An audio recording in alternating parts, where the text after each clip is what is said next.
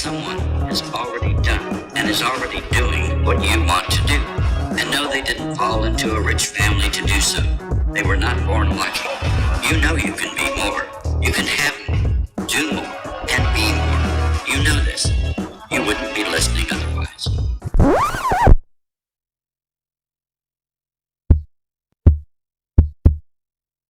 Thanks for tuning in to another episode of Millennial Market Talk, and I am your host, Mark Jones, and this is the podcast where we aim to inspire and empower, not entitle. And today we have a special guest who is Blanca Abbud. How are you, Blanca? Hi, I'm doing great. Wonderful. Thank you. And in the spirit of changing stuff up, mixing it up a little bit, we're going to do the beginning a little different. As I was mentioning, the last couple of episodes went pretty fun because we started this way. So I'm going to start with a little millennial trivia. All right. Find out how millennial you are. Okay? I'm excited. Let's check it out. Let's see what happens. Here we go. So starting right out the gates, number one, and there's 10 questions, by the way. Oh, okay? wow. Number one, what was the most memorable song by the group Hanson? Oh, gosh. Doo-wop? Close. No? Oo-wop or something? Close. Oh, gosh. Maybe singing, it'll come to you. I'm not sure. Bop. Bop. I was super close. I should get points for that. I agree. That was pretty close. Doo-wop, bop. I'll give you that one. Let's see here. Here's number two. Told you. Number two, movie quote. This one time at band camp.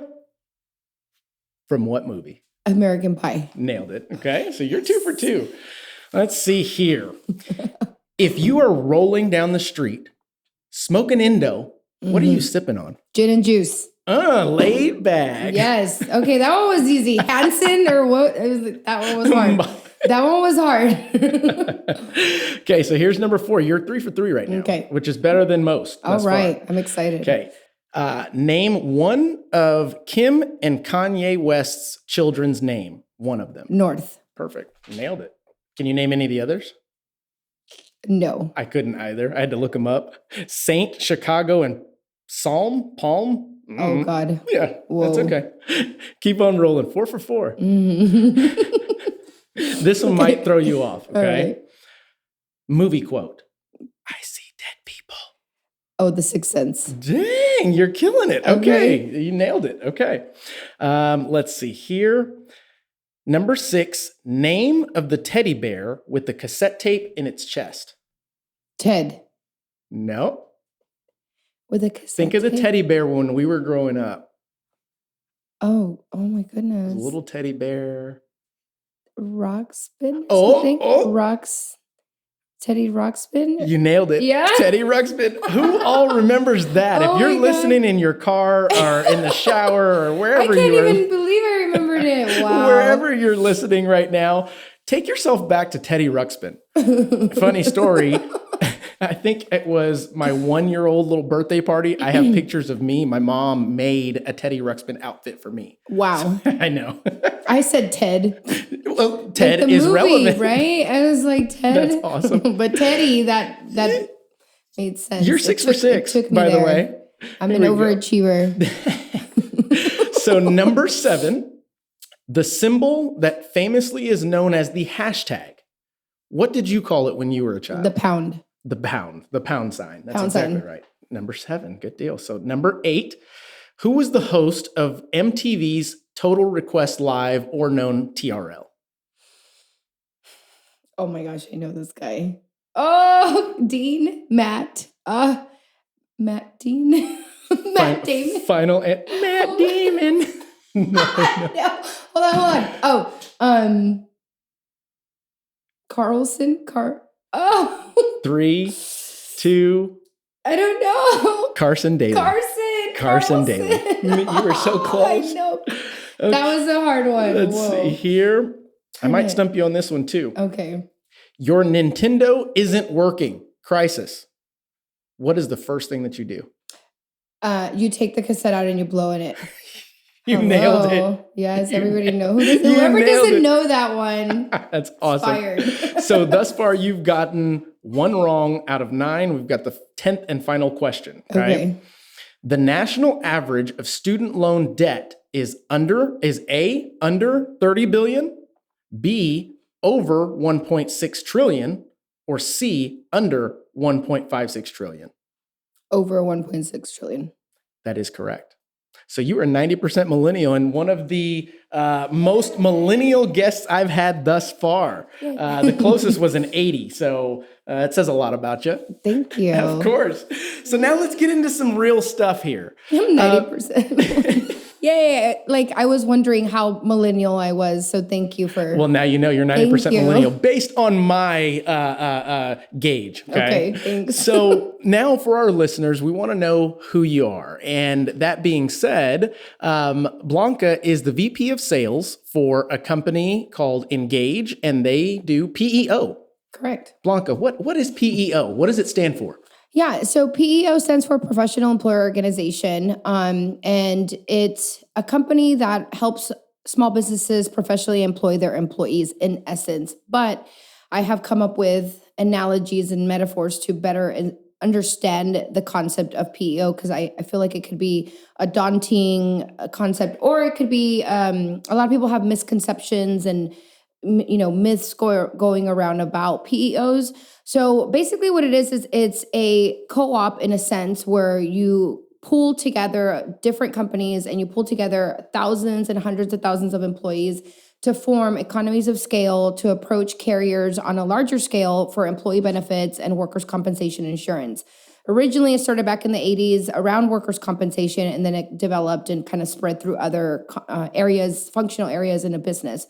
Another way to think about it is really the back-end operations of a business. So really everything that you need to operate and function when you have employees. So beginning with payroll, your payroll taxes, your W-2s, onboarding, offboarding, then going to HR. So your policies, your procedures, your strategic HR initiatives, your handbook, really the infrastructure. So these items are the infrastructure of your business and running a business. So payroll, HR, then you go into now the insurance products, which is employee benefits. And when I talk about employee benefits, which really is my specialty and passion and what I like to do, I talk about, retaining and attracting talent for your business. And that's really what benefits is, right? So benefits is used to attract and retain, and it's part of your compensation package for your employees. And when we do employee benefits, we do a comprehensive look at a client. So whether they're startup or they've already been established for a long time, we really look into areas that we can save money, make them better, make them more attractive, and then offer them higher end benefits. So a lot of times small businesses can't get the benefits that a larger corporation can get. So you hear a lot of people say like, oh, I'm just a small little mom and pop, or I can't get the benefits that larger companies can get. And pause right there, because I myself am an entrepreneur that owns multiple businesses, and I'm sure there's plenty of listeners out there that have multiple businesses or want to start multiple businesses and don't know the path or don't know that these types of services are available out there. Where is the tipping scale of where you would need something like this and where you would not, and have your own in-house type situation? Yeah, so we start at 10 employees. That's really where it makes kind of sense. So if you're really under 10 employees, it wouldn't make sense to necessarily hire somebody like us. And a lot of times what we do is for companies that really can't afford having their own HR director or having a full HR department, we are their outsourced HR department. So we take that role and function within the company. I would say the stopping point, it could really be anywhere, but 500, I would say probably would be the point where a company may say, you know what, we're going to have our own HR department, own HR director, and we're going to do this in-house and do it efficiently. Right? And that makes Because perfect sense. It sounds like you can do it, but not do it good. As in anything in life, I agree. Exactly. So it sounds like you are the buffer for the in-between. And when I say in-between, I'm not saying that as a negative thing. No. It's like you said, 10 employees to about 500, because at the 500, you're now having to develop your own departments and take on those responsibilities yourself as a business owner in a company, corporation. Correct. Same thing on the other side of the scale, which smaller companies, you could probably still do these things on your own with 10 employees, but then you run into situations of time management and how much can you use to dedicate your time towards payroll, towards the HR department, towards all of those things that you guys end up covering in your services, right? That's right. So safe to say that Blanca knows her stuff. If you didn't just listen to what she described as what PEO is, who it benefits, why it would be used. I mean, that was a great description of that. I thank you for that. So diving deeper into what you do in your profession, you know what? Before we do that, let's go back. Where'd you come from? So where did I come from? Well, that's a long let's story. Not go all the That's awesome. Well, I'm born and raised in El Paso, Texas. So everybody knows I represent my hometown of El Paso. My family originally is from Chihuahua, Mexico. And she said, this one's for the raza. This is for the raza. Yes, for sure. Awesome. So most of my family is still in Mexico, in Chihuahua. And then my mother's side of the family, my father's side is originally from Lebanon. So I'm Mexican and Lebanese, hence my name, Blanca Abbud. And I moved to El Paso when I was like 6. So I actually was born in the United States, but raised in Mexico for a portion of my life and then moved to El Paso. And grew up, born and raised in El Paso, grew up there, went to college there, went to UTEP, so go Miners. And then right after college, when I graduated, I was 21 and I moved to San Antonio right after college. So okay, so I want to jump into the college thing here shortly, but before that, I want to talk just super briefly about your upbringing, single family household. What was it like? What did your parents do? So that the listeners have a good perspective of who they're getting this golden nuggets from. Yeah, my family's a traditional Mexican family. My father worked. My father was an entrepreneur. He had several different businesses. He was educated. He had a master's degree in accounting and really entrepreneurial spirit, which, you know, the culture of Lebanese and even the culture of Mexican culture, just like hard work, you know, business savvy kind of culture. So that was really my father. My mom is the traditional Mexican housewife, cook, clean, take care of the kids.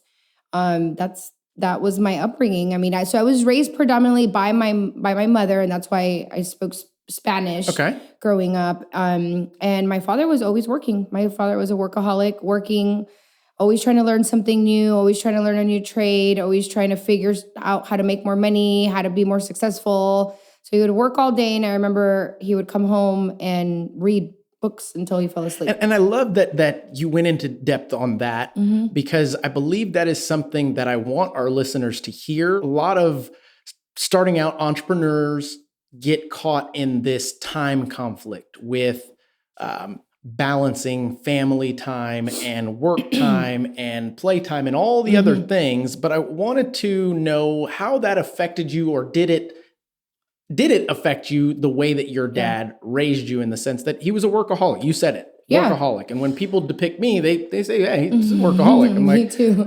You know, Go figure. Well, so it does affect the child, right? So even though my parents were married and they were together pretty much most of my childhood, up until I was about 15, 16. So it affects the child in the way that even though your other parent is there, they're not really there, right? Sure. They're not really, they may be physically there, but mentally, emotionally, they're not really there. They're working or up late, or you don't really get to see them. Sure. So my dad barely participated in any type of family gathering, event, holiday. That being said, like that being said, did it affect you negatively, or did you see that and aspire to jump into those footsteps, if that makes sense? I would say that I wasn't like aspiring to say this is what I want to do. I'm very similar to my father in a lot of his characteristics I have naturally. So. Okay, so you wouldn't say like, it's a bad thing in your case. Like him, I guess. So I don't know. But I guess it doesn't fall too far from the tree. Really. Yeah. I always kind of really dove deep into my studies and my education in school. So I guess that was my way of like being a workaholic, right? So I always I wanted to study, I wanted to learn, and having that like yearning to learn, right? And that was my father. My father always wanted to learn new things, always wanted to try out new things, always wanted to see how much he could know or learn or so, and I guess in that way, I really just focused on my studies growing up, and that's what I did. Absolutely. So now we can transition to the studies and you going to school. And the last question on the trivia was obviously how much we have as a United States in cumulative debt. And it's obviously a lot with a T. A lot for real. So that being said, obviously you wouldn't take back the fact that you went to school and you got educated and all that good stuff because it led you to here some way, shape, or form. But do you believe that times are changing, so to speak, in regards to information, the ability to seek it out and find what you're looking for, educating yourself versus what the institution provides? And the accolades that you get. And in addition to that, I'll even take it further and say, would you say, the amount of folks that are going through college and getting out of college with their degree and not being able to find employment that justifies the amount of student loans? Let me hear on that. It wasn't really a question. It was just hey, let's talk about some stuff. Talk about this. No, I mean, this is a very broad topic. So like, if we want to dissect it from the beginning, I think, yes, times have changed, but I feel very strongly about education, like institutional education. Okay. And most people can't and don't have the discipline to educate themselves. Agree. Period. Like, Agree so 100. It doesn't matter. Like, you can try to say, oh, I'm going to read this book or I'm going to study this. And unless you really have the passion or the discipline or drive to do it, you're not going to educate yourself. And education never stops. So even though I went to college, I have a master's degree, like I still educate myself to this day. And I still continue to learn my trade and improve on my skills and improve on the knowledge that I already have. So there's both, school education and then there's experience like life, hands-on, right? There's life, there's hands-on. I've always worked through going to college. So I have analyzed that, actually just me thinking with the colleagues that I went to school with. Some ended up, graduating with their undergrad and then were just lost. I don't know what to do. Just ended up going back to school and just getting another degree and another degree. And it's like, okay, how many degrees are you going to get before you go and attempt some stuff? That's right. And so I think there is a difference in the college students that work while going to college. I think they get a different feel for college versus the kids that are just like, I'm just going to college and I'm just going to focus on school and then I will find a job. I think those people tend to fail a lot more than the ones that actually work while going to school, because then you actually have some experience already under your belt. So you have some type of foundation when you graduate. So you have already some type of skills, work experience. And so when you have a degree, you have no work experience and you're trying to get out in the market and trying to market yourself to get a job, people are not really going to care. Now, if you have a degree and work experience, then you're really marketable and more desirable to these companies. As an employer, absolutely. Yeah. And me being someone that hires others, is a degree in my line of work important? Yes and no. And I'll go in depth briefly on this. Having the degree shows that you can complete something. It does show that you took the time and you dedicated the hours and you did the work to achieve success in that aspect. Having the degree does not mean everything was retained. Does not mean that you can go and apply it in the workforce. Right, for sure. I definitely, just like you said, I take experience over having the degree. Now, degree in a specialized field, I think that's a level of a different story. What is it? A horse of a different color. Yeah. Well, that's right. Like my undergrad is in biology and chemistry. So my biochem degree, did I ever use it? No, not one time ever. Right. But the experience is. I mean, well, it's be honest. We're all honest. I got one of the hardest degrees. And if I were to do it again, I would not go and get that degree. Okay. If I went back and would have told myself knew what I know now, I would have just gotten a business degree in marketing. Okay. And just done that, and gone the easy route, or not psychology because I'm not a liberal arts major, but definitely business. But I will say my graduate degree is completely applicable to what I do every day. And I would never, ever take that experience away. That has been applicable in so many facets of what I do professionally. And every time I went to school, I mean, it was so eye-opening that it was wow, this is what I do every day. And I also got a concentration in healthcare administration, which goes hand in hand with what I do. So it it was perfect. And so to me, the graduate degree was amazing. Undergrad, yes, a waste of time. I have the degree. I got it great. Never once used it. And it was so hard. I remember I did not sleep for days sometimes. I believe that. I believe that. It was horrible. But the experience in itself is definitely something that is memorable, long lasting. You wouldn't take back. And I have some of my best friends, that I still keep in touch with. So. And that makes perfect sense. Yeah. I mean, I don't want anyone to feel like I'm knocking on the degrees. I do tend to ask that question of our guests each episode. I want to get different perspective from others that have also been there or not been there, and has that essentially added, taken away, regret, any of that stuff. I want to know about it just so that we can give these listeners a real perspective of how we got to where we are, because you wouldn't be on this show if you weren't a badass. That's true. Those are my initials, by the way, BA. BA, so, boom. That's awesome. That's awesome. Well, I would, my education didn't skyrocket my career or anything like that. I feel like the MBA gave it a little boost. Sure. But it was not because of that I am who I am. Right. Well, how about the level of regiment that you are? I guess when I look at your content, both social media, YouTube, magazines, things of that nature, you're very meticulous in the way that you present yourself. You're very meticulous in the way that people are viewing you. And I think that is a strong attribute to someone. Thank you. Being cognizant and aware that they're all looking, and regardless of whether you think or you care what people think about you, you do care how people view you, if that makes sense. Oh, for sure. It's all about presentation and how you present yourself. And I'm very detail orientated, and I'm a perfectionist. So I look at everything. It's like every hair is perfect right now. I'm very organized. Yeah. Awesome. So that being said, let's dive into, we've already know what PEO is, but I want to know what separates you from the others. There's plenty of other PEO companies out there, but there's only one Blanca. That's true. So what's the deal? Well, that is the differentiator. It's me.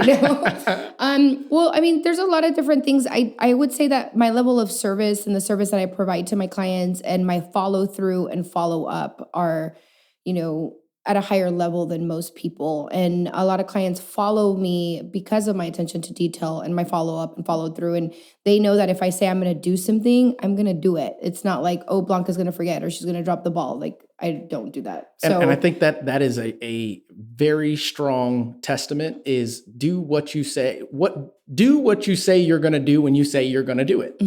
And I think a lot of people, if they could just adopt that one small principle, they'll change the course of their career, life, everything, because now you're setting the right expectations.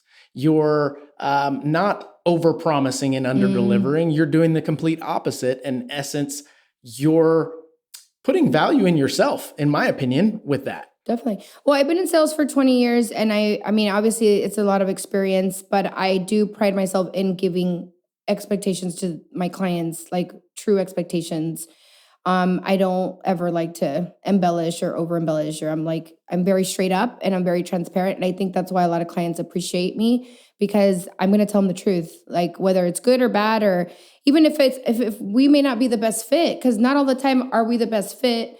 And I'm going to be that person to tell you that. And so I think people appreciate that. I think it's refreshing for people to hear the truth. And it reflects your value. I mean, I coach and mentor this with the loan officers, and the one topic that seems to come up more times than anything else in the mortgage industry is setting the right expectations, being honest, delivering bad news fast in the process, not waiting because you've got people that are dependent upon these dates moving forward.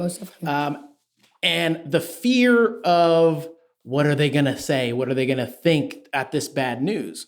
Well, number one, they're going to respect you for giving them the bad news instead of waiting. Things happen in life, and that is just one of the responsibilities that a rainmaker or a top producer or a shaker and a mover, so to speak, will grab by the horns and make the tough calls first, so to speak. Definitely. And I've made a lot of tough calls in my life. But you've made them, right? Lot, yes. As tough as those are, I think that's a struggle for a lot of millennials, any generation, but mostly millennials to understand is being honest, setting those expectations and just going for it. Like, hey, oh my gosh, Band-Aid, rip it off. And then after you're done. Yeah.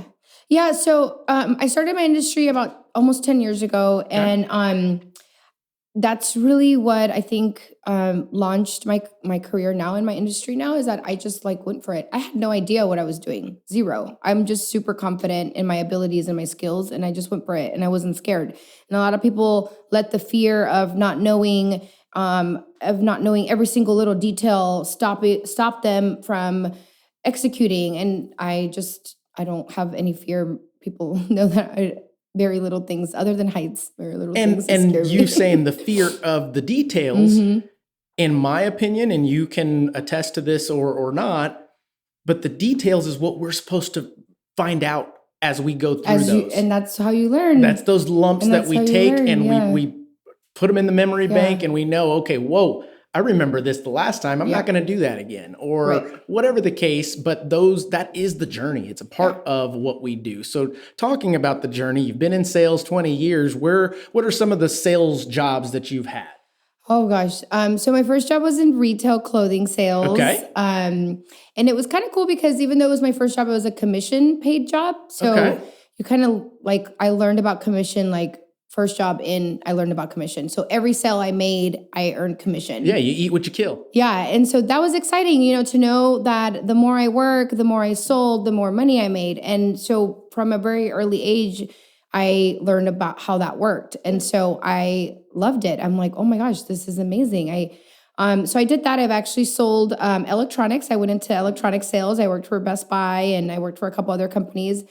And every single job that I've held, from my first job to the job I have today, I've always been recognized. I've always won awards. I've been MVP. The season of the year of the quarter, I've been recognized for President's Club. I've been recognized for top producer. I've been recognized all kinds of different awards and accolades throughout my whole career. And so everybody already kind of knew about me. Sure. And that's your reputation that precedes you because of the hard work, the tenacity that you put in, and the, I guess, lack of fear or fear of being the best in whatever section you were selling, if that makes sense. Well, I would say it's fear of being average, right? There you fear go. of being mediocre. I'm not a mediocre person. I'm not an average person. I want to be the best. I want to be number one. And so fear of not being number one is my fear. And I tell you what, I listen to a lot of fear. motivational speakers, a lot of kind of folks that have already been there. And that is one of the things that stands out is it's okay to be fearful of being average. Mm-hmm. It's okay. If that's what drives you, that's all right. Mm-hmm. There's nothing wrong with that. There's others that say, I'm driven because I want to prove them wrong. Mm-hmm. Nothing wrong with that either. Whatever drives you, use it, harness it, and turn it into where you are now, so to speak.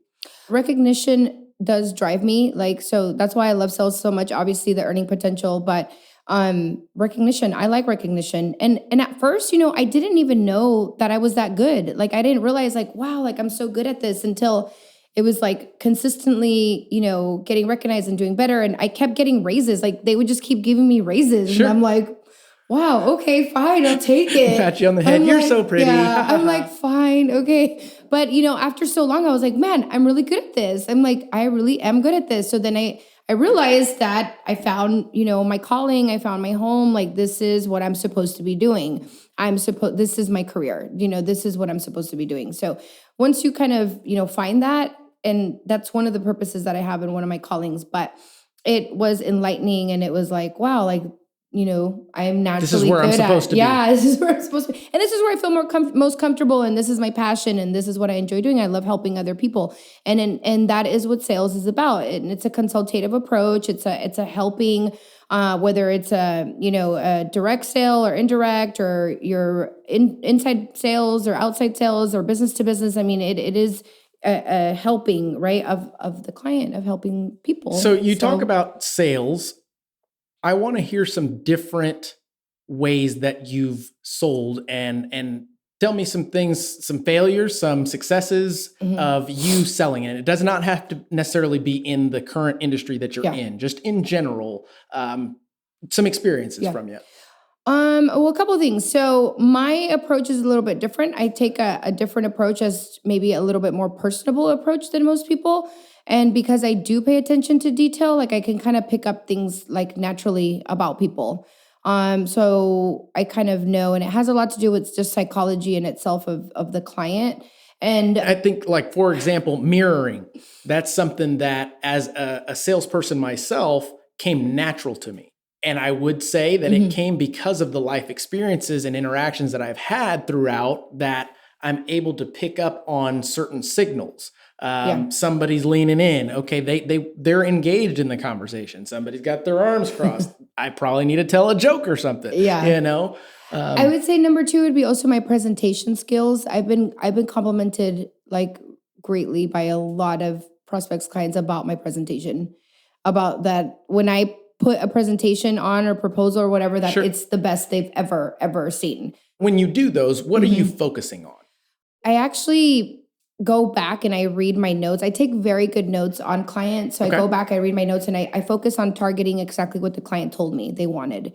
So because I focus on that, I don't try to like, sell them or pitch them something that they don't want. And I think a lot of people waste time doing that. And it's like, wait a minute, I don't even want that. I didn't even tell you that. And we've heard this in another episode. I'm going to bring it back. In order to be a great salesperson, and I would even go as far as to say that just about every profession out there has some bit of sales. I don't care if you're a doctor or an attorney. If you're trying to do your own thing, you've got to have some form of sales associated with that. But if you are focused on sales, you've got to be able to understand that the customer is right in front of you. And if you're not listening to what they have to say, you've probably already lost them. Because what you're about to spiel to them is something canned that you've practiced over and over, maybe in the mirror or something like that, or you've read from your literature and pamphlet. You need to go based off of the customer, and each one of it's going to be different. But the key there is listening. So in order to be a great salesperson, back to that, you've got to be a great listener.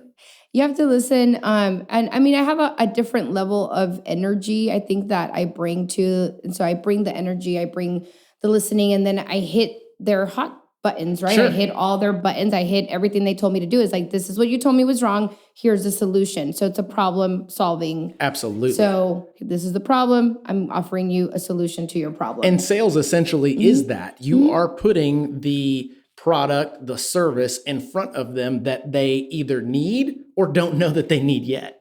Right. And it's your job to make them feel like they need it. Absolutely. So it's really an art. I always that people ask, like, is sales an art or science? And how does it, and is it innate, or can it be trained or learned? And I mean, I think it's a combination. Okay. But the art form of the sales ability is almost like making your client fall in love, to where you're really finessing and caressing them, and really like they feel so comfortable that they want to buy from you. Later in my career, I went through some types of sales training, memory training, things of that nature. But how about you? And I think you not only have gone through it, but you've probably put some together knowing you. Yes. So I've been through a lot of sales trainings in my life. And we didn't finish, but I sold cars for about 5 years. So I did car sales. That's a fun topic. We'll go back to that. And I did, very heavy sales training during my car sales career. And I also worked at Enterprise. Enterprise, I don't know if they aren't, but used to be known to have one of the best sales trainings out there. And I believe still do. And I think so have too. to have a degree, right? To work And there, exactly. And it's a grind to work there. It's a hard job. A lot of people don't realize that. And so is car sales. And so I've been through a lot. And so with all of the trainings that I've been through, all the sales books that I read, and all my experience, I then put together my own curriculum and my own sales trainings, where I teach my best practices and how I've been successful.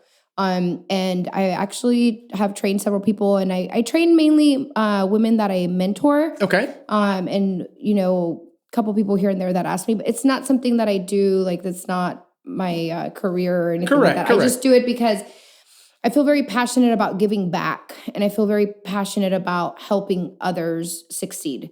I want to help other people that maybe don't know the things that I know or wish they knew that. So I want to help others. And I have a lot of young women that reach out to me that ask me for help, that want to know, like, how did you become so successful? What can I do to get to your level? And so, I put these sales trainings courses together, but in a sense, it's almost like a blueprint of how to become Blanca Abbud. And so I put those courses and curriculum So it's together. not something for me, right? It's not, honestly, I haven't trained any men. Okay. I'm not because of, gender bias or anything like that. I just the training is more geared towards women. It makes sense. Not that I can't train men because I can. And I don't think you really have to explain that much. I mean, to be honest, it makes sense. Yeah. It'd be tough for me to train a female the same way that I train a male. Exactly. That's just being honest. And don't cancel my podcast because I said that, okay? But if a guy wants to learn how to be like Blanca Abbud, hey, I will totally train them. That's awesome. So before I get into the next thing, you had mentioned enterprise, and I know my guys over in the Bernie Enterprise, they listen to the podcast, so shout out to you guys. Yes. Thanks for tuning in. But I wanted to go back to the car sales thing. Yeah. I also sold cars temporarily and then moved into the finance department. But when anybody asks me how you fine-tune your sales abilities and tactics and trade, things of that nature, I refer back to car sales. And the reason being is because it was face-to-face selling, and it was 100% utilizing what you had at the moment, which is the customer, literally, and what they're trying to accomplish right in front of you. So it was the best raw person-to-person sales. You're thrown into situations right now where you've got to make a decision on how you're going to sell that customer, also keeping your values and things of that nature in the back of your mind, to not be seen as a crook or a car salesman, so to speak. Yeah, I think car sales, people have a bad rap. Agree. That's it. I mean, that's literally it. I mean, maybe a couple people ruined it for everybody. And I agree with that, yeah. But that's not the case. And again, your credit ruined it for everybody. Yeah, that's what it boils down to. You're in those lots because of the credit. And unfortunately, you've got to get through that sometime. And then by all means, the goal is to get that back up so that you can then maybe jump into car dealerships like Mark Motors and Bernie. Another shout out. Sorry. Yes. No, go give your shout outs. Right. But yeah, go ahead. Yeah. So I learned a lot of my negotiation skills and closing skills in car sales. And I think that I am as good as I am now because of that experience. I would never take it back. It is a grind. It is definitely a hard job. It takes a lot of hours. I mean, you give up your personal life and a lot of times your family to do that job. So I don't like that industry has a bad rep. Like it should not be that way. It should not be that way. It's actually a very reputable career. It's a very reputable way to earn a living if you do it the right way, and like you said, and if you have integrity and morals and you really want what's best for your customer. And when I was in car sales, I actually sold a lot more to women. A lot of people would say, oh, I'm sure you probably sell to all these guys. And I'm like, no, actually, I would sell to more women because they felt more comfortable with me having a woman approach them when buying a car, because buying a car can be a little bit of a high intensity, sale. And it's a big purchase as well. It's not a little purchase, right? Buying a car, buying a home, those are big purchases. Two of the biggest purchases, absolutely. So it could be intimidating. So for a woman buying a car by herself, they feel more comfortable talking to another woman. So a big part of my clientele was women. And then of course, referral business after that. But one of the reasons why I was really good in car sales is because my presentation. Absolutely. My presentation was on point. I did my walk around. Yes. And nobody does the walk around anymore. You are correct. The walk around. My walk around was on point. I used to study the walk around. I used to walk around my couch study the walk around. And I even entered walk around competitions and I won second place in a walk around competition in national and with judges. Yes, I did. That is Yes, awesome. I did. And I won second place to like a guy that had been selling cars for 20 years. So, and these days, the walk around is probably almost non-existent because everything's online. Yes. And I bet the person that you see on social media doing the walking arounds is probably selling more because he's putting himself out there. Who knows? And not only that, like you have to really know about your product. So product knowledge is another reason why I've been successful. You know, I do take pride in knowing my product and studying my product and being knowledgeable. So a lot of people come to me because they know that I know my stuff. Like I know my product. And every single job that I've been in, like there is a gender bias in sales because it is male dominated. They think, oh, well, she's not going to know about this car because she's the female, or she's not going to know about this TV or whatever you're selling. But then when you come in and actually, the guy consultant is asking you questions and you're the knowledgeable one, they're like, oh, wait a minute. So, it's really having to prove yourself really. And that's why it's different for men and for women in sales, because for a woman, it's different. You do I would agree with that. Mm-hmm. I do think that the difference may work to the advantage of both sides, vice versa sometimes. But that being said, I wanted to ask specifically, you coming from the car sales industry, what was it like being a female, not from the perspective of who you're selling to, but you yourself being in, let's call it the lion's den with all the other salesmen? Mm-hmm. What was that like? Did you get a lot of bias? How did you push through that? Did you just shake them haters off? Well, I sure did. I worked in different dealerships. I think the first dealership that I worked at, I was one of the guys, so it was not a big deal. But I worked at a more traditional, old school dealership with older generational sales guys, and that one was hard. Okay, because I am a millennial, so that dealership was hard, and it was not a good fit for me. It was not. But with I'm one of the guys. Even my guy friends are like, "Oh no, Blanca's one of the guys." Like she can hang. Trust me, she can hang. She can hang. She's good. So I hang with the best of them. So it was not a big deal. It did not faze me at all. Like no big deal. No, really like that. They were like, "Whoa, what's going on?" They're like, "I was the lion." That's awesome. So you had mentioned helping others and by way of mentoring and coaching and things of that nature. And that's obviously not what you get paid for to do. I will attest as well that at a certain level in our career, and it doesn't matter which career path, if it has to do with sales, I think everybody tends to come to the crossroads of, do I just go maximum produce and only worry about myself? Or do I start sharing what I know with others to create either a residual or to get that great feeling out of it and essentially show someone how to do it, and then standing back, watching them do it, and then seeing them accomplish it? Yeah. Yeah, it's definitely the great feeling. And I have one of my mentees that is doing so good. I'm so proud of her. And she's just like, thanks me for being part of that. And just knowing that I was part of that success and how well she's doing, it makes me so happy. And I also learn from mentoring. I learn for myself. I learn things about myself. And I kind of put myself through school because sometimes you have to get back to the basics. So it helps me get back to the basics in my career and, think about when I first started. And not only that, in sales, sometimes you forget the basics, and you can't forget the basics because that's the foundation. That's very true. And I can't even say it's a broken record or something that is played out. Going back to the basics is something that I find myself saying to the loan officers, to myself, probably once a quarter. Like, all right, things got crazy. Let's go back to the basics. And it works every time. Oh, for sure. So I don't think that that's something that will ever go out of style, whether you are a Gen X, Gen Y, Millennial, it doesn't matter. Basics is what got you here. If you ever get lost, find your butt back to those basics. For sure. Oh, without a doubt. So that's pretty cool. It's eye-opening. Very much so. Yes. Very much so. So you being VP of sales at Engage PEO. Yes.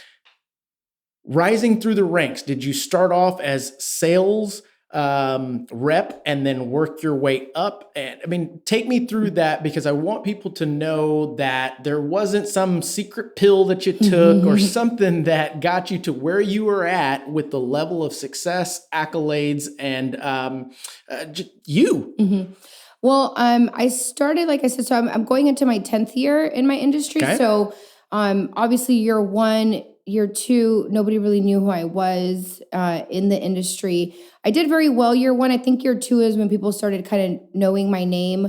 Why? Just my sales production. So I've always been a top producer. To even get to the amount of sales that I got in year 1 is not common. Most people don't even last in my industry year 1. That kind of weeds out the people that are going to last or not last. And I would go as far as to say that's the same in any industry regarding sales, again, for the first year to 2 years even. Yeah. Right? Oh, without a doubt. It weeds out the people that are going to last and really put in the work. And be patient, because it's not an overnight thing. You have to build your book of business. You have to build that clientele and build your knowledge. And so it takes time. It takes time, and people are not willing to put in that time that it takes. They want fast results. They want to see that money right away coming in. And it doesn't work like that. I think really what launched my name and really got me to where I am today is the social media that I started doing. Okay. And that really is what happened. So I started creating video content about 5 or 6 years ago when video content was not a thing. Yeah. Now everybody wants to do video content, and they're, have all kinds of graphics and social media marketing. But I started it. I wouldn't say I'm the pioneer, but I would say I was one of the pioneers in my industry. Absolutely. Yes, I can without a doubt confidently say I was one of the pioneers in my industry in 2012 to utilize social media to leverage for the home purchase, mortgage, real estate, but more so mortgage, because unfortunately, guys, mortgage isn't sexy. You don't like scrolling through social media and going, there's another mortgage ad. Here's another, have any questions? Ask a mortgage. That's just not something that people seek out, versus our PEO. It's not something that people are concept. like, I'm going to go get a PEO to help me run my business. And most people don't even know what that is. Even, to this day in the year that we're in, a lot of people don't know about it. It's not an industry that is very well known. So I did take the industry to another level, and I did pioneer the industry, and being a female in the industry as well. So that really got my name out there, and to the point where I was being recognized, even just in the grocery store, walking around. People would be like, "Oh, you're Blanca Abbud from LinkedIn. I watch your videos. I know who you are." That's awesome. And so that's when I was like, okay, something's going on. And I think for someone like yourself, and others that I've had on the show, they may see that and think that they already made it, whereas you and others said, okay, this is working, let me do more. Oh, without a doubt. Right? Yeah, it was working, and it is, to a point where I would say half of my business does come from social media, different platforms that I have. Okay. And my approach, though, in the social media is more of an educational approach, where I really try to educate the client. So I try to educate my audience, where I'm not like, hey, buy this like now. And I think knowing your audience has a lot to do with the fact that it's education. Number one, you love to educate. I would go as far as to say is the same reason I do, because we like to be right. I'm just kidding. No. And like to be heard and talk. Right? No, but we get a feeling from educating others because we are the expert. I believe in order for you to be a great sales anything, you need to be the expert in your industry, whatever it is. If you're selling popcorn, you need to know every damn popcorn there is out there, whatever it is. And then the second thing is you have to believe in your product. You have to believe in yourself to sell that product because it should be a benefit to that consumer. And at a certain level, you then believe in yourself and you're like, okay, let's see how far I can take this. Right. I think mine was a little bit backwards because I believed in myself first before I even knew what I was selling or my product. But that just has to do with confidence and being confident. I am running a campaign, and I launched a campaign in January that is called Hire an Expert, and that is a lot of my ads right now that are that are running out there are hire an expert, Okay. hire a local expert, right? Sure. Because I want to have that like local feel of like, hey, I live here in Central, I live here in Texas, because Texas is my market. But hiring somebody that's local, not somebody, that you don't know or on a 1-800 number or whatever, hiring somebody local, hiring an expert that knows what they're talking about, that has experience, that is knowledgeable. And that's really the message that I want to put out there right now. That's a great message. Like, it hire really is an expert. I mean, and it fits for what you're trying to accomplish. And I think that's fantastic. I mean, That's my message. You hit your niche, you owned your niche, and now you're Thank shining you. at what you do. Thank you. And it's obvious as to why you got here from my perspective, but I want to talk about some needle moving activities. Okay. I use needle moving activities as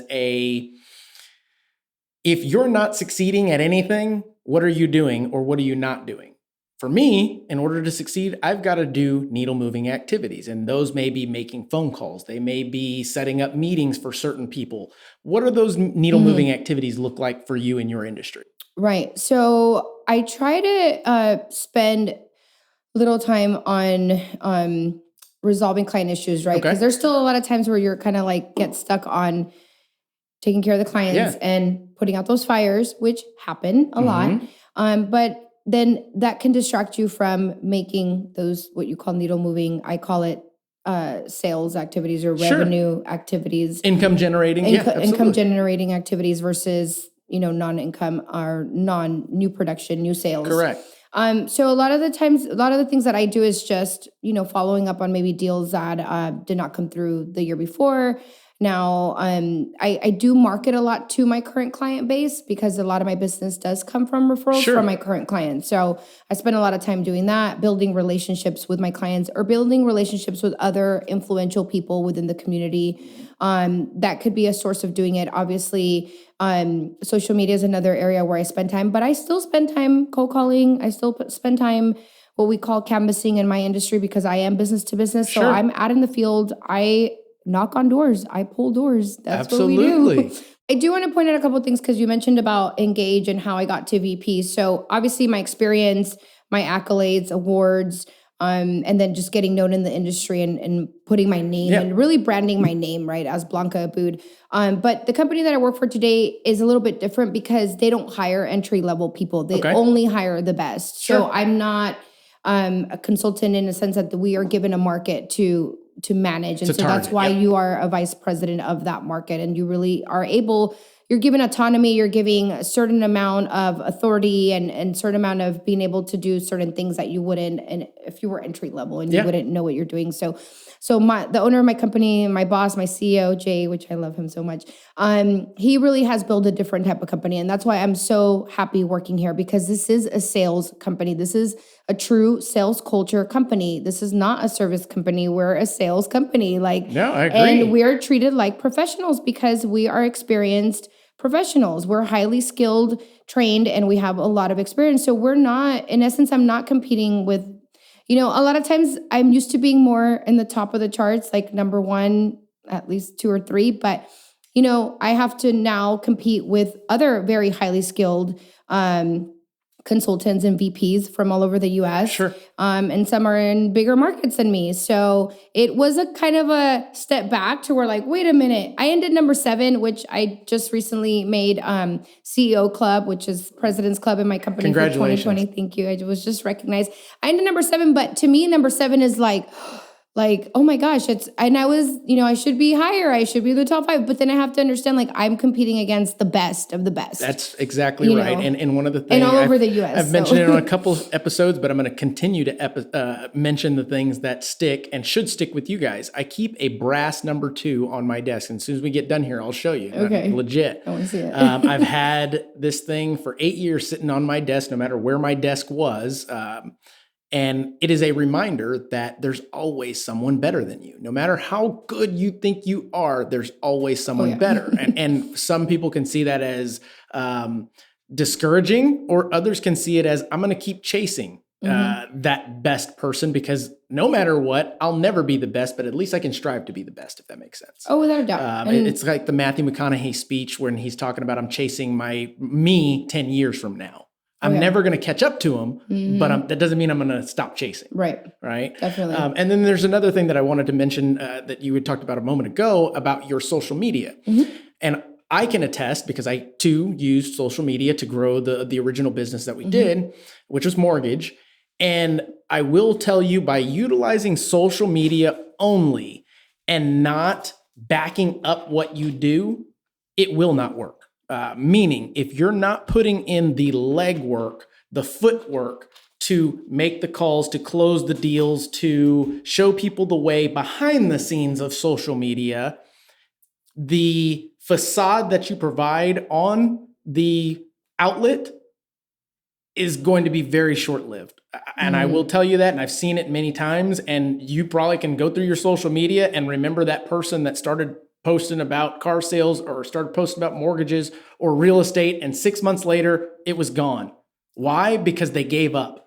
Or they changed industries and then now they're doing something else. That's my point, is they got into this, whatever industry, sales related, saw some video about how social media can make it easy for you to get sales. Okay. And they used that one funnel for their business, and it didn't work. And they were like, I guess it doesn't work. No, you don't work. Well, yeah. And also then they're not doing the basics, right? And the basics is the footwork, is the making calls.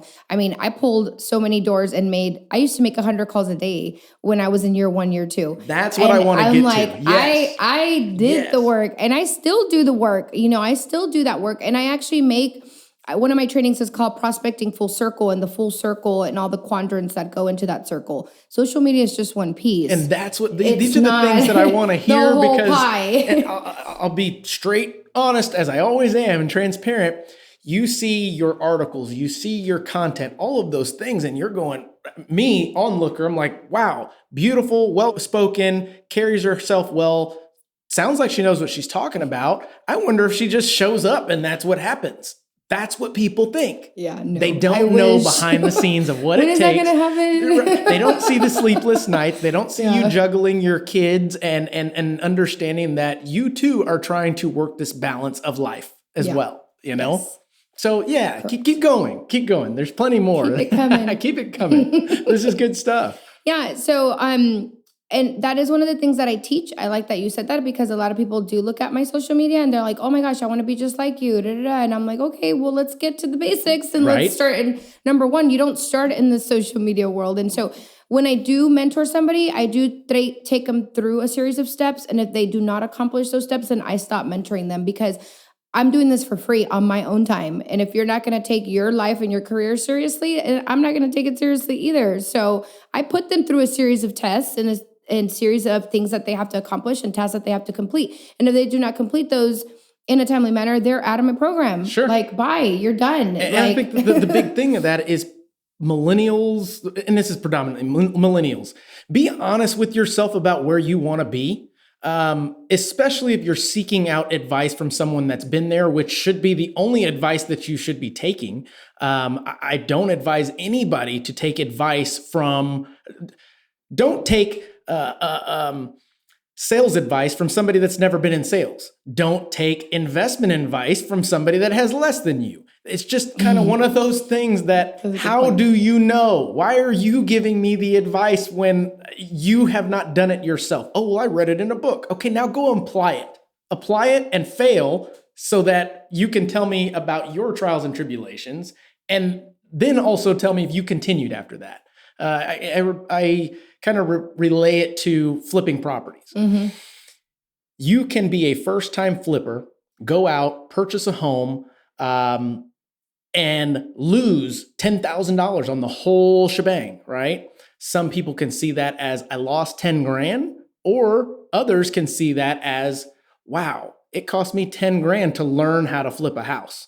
I mean, that has to do with the parenting. That has to do with their parenting also. I mean, again, not everybody's going to be as driven and focused and want to go to school and do those things. So it has to do with the parenting. I mean, my daughter is junior in high school, and she knows she doesn't have a choice. Like, she's going to go to school, and she's 16. She just got her first 2 jobs. So go, baby. Awesome. She just got her first 2 jobs because she wants to work. She wants to make her own money. She's in high school already wanting to get, a job, and not only got 1, but got 2. And I'm like, why did you get 2? Okay. okay. Doesn't fall too far from the tree, maybe. Oh, why did you get 2 jobs, not 1? But I'm like, fine, whatever, do it. If you think you can do it and still keep your grades up, do it. That was the important thing. Keep your grades up, because it's possible to do both. Yes. Yeah, for sure. Very possible. I think, and you hit it on the head. I think it has a lot to do with parenting. Like, what are these parents doing? What's going on? Exactly. You look at statistics, you look kids? at the masses that are talking down on millennials, but at the same time, I mean, there was a quote, it's like, you guys think millennials are this, but guess what? You raised us. Oh, that's very true. Right? At the end of the day, the generation prior to them raised them a certain way, and it's a trickle-down effect. And I think if we as millennial entrepreneurs, shakers and movers, inspirational speakers, so to speak, can enlighten people that it's you and me that are setting the stage for the next generation to come. And if we are going to participation meddle them, we are going to coddle, we are going to hide the truth, then it's going to be another cyclical thing. Would you agree with that? Without a doubt. Yes, for sure. I mean, like we talked about my upbringing. So I would say that I'm different in a lot of ways, right? Then I'm different. I really am, right? Cut from a different cloth or whatever people want to say. And that's true. And not everybody's like that. And that's where the entrepreneurs and the top 10% and all those people come from. But yeah, parenting, I mean, is very important in how you develop your kids and what you teach them and what morals and values you teach them. And they see everything you do and, the example. And my daughter was there, when she saw her mom struggling, she saw all of those things. She knows, that we went from a 1-bedroom apartment to where we live today. I mean, she saw the whole journey and she tells me, and it's such a proud mom moment to be like, Mom, I know how hard you work. I know what you do. And she's like, and I know how happy you are and how much you love what you do. And she's like, I want to do what you do, and has helped me in my business and even put on her resume that she's been my assistant, when she truly has been my assistant.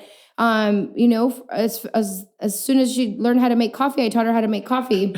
That was the best thing I could have done. That's awesome. That was the best thing ever. So now my son's 4, so I'm trying to teach him how to make coffee. Yeah, there you go. Start him young. Hey, start him young. Incentivize. Get my coffee ready. That's all I need. That's awesome. Yeah. Well, is there anything else that you would like to add? I mean, I think this has been a fantastic episode. We've gotten plenty of nuggets out of it for the millennial demographic, especially knowing what PEO stands for and what it entails, because I know there's plenty of people that hear it, PEO, and have no clue what it is or if it's even necessary for their business or future business. Right. We've also discovered that through your passion, you've soared in sales, regardless of the adversity that you've gone through. And the reason you've soared is because hard work. Hard work is what you were raised on, and hard work is what you know to be true. Now, fine-tuning, getting the rough edges to be shiny, all that good stuff comes through the journey, so to speak. And you can do that through personal learning, or you can go, like you had mentioned, institutional learning. Whatever fits for you, different strokes for different folks, so to speak. But is there anything else that you wanted to add to close with? Well, I guess I would just want to say, don't be scared, and believe in yourself. Because a lot of people see my confidence and like, you're so confident. I'm like, but you can be confident too, and you can do it too. So don't be scared, be confident in yourself and your abilities that you have. And I think also a lot of people fail to recognize their innate abilities and build on those. Like, everybody's good and talented in certain areas. So recognize what it is that you're good and talented at, or what you're passionate at, and build on that. Don't try to be somebody that you're not. Don't try to go into sales just because, you heard that's what you should be doing. You may not be good at sales. You may be good at something else. So try to be more self-aware and learn more about yourself, so that I think will also help people be successful. I love that. Learning that. I love that. I mean, I want to add something to it. Sorry. So being confident, people tend to get confused with cockiness. And then there's another word and it's a powerful word that comes into play when you're dealing with these two things, and it's called humble. I knew you were going to say that word. And I believe in this theory. I heard it a while back. It was probably on a podcast, and I adopted it. Okay. Don't ever let your humble get in the way of your confidence. Okay. And I'll let that just kind of resonate for you guys, but don't ever let your humble get in the way of your confidence. Okay. Didn't say cockiness at all, because I think at this level, cocky is a mannerism. Cocky is I don't know. Cocky is just a different kind of person, in my opinion. Confidence is something that you should be able to exude because you are the expert and you believe in yourself and you believe in your product and you believe in what you're trying to educate others to get to. The humble piece, that's a tough one for most because it's hard. What does somebody view as humble? I post a picture of my new vehicle. Am I not being humble? Why is it that you can do it, but I can't? Because yours is a Toyota Corolla and mine's a Tesla? Do you get what I'm saying? It comes into play. Well, it depends what circle you run with, because I don't know if that would not be humble. It depends what circle you're in, right? And so that's what I mean by don't let your humble get in the way of your confidence. Yes, for sure. Do your thing. And I think your message here is do your thing with confidence. Yes, okay? Be the best. Do what you love. There, with confidence. With confidence. Do what you love with like confidence. Blanca. Boom. Yes, thank you. Guys, thank you for tuning in. If you like this content, please share with a friend, somebody that may benefit from this. We appreciate you, Blanca, for joining. Thank you for having me, Mark. And we'll see you on the next episode. Thank you. Bye.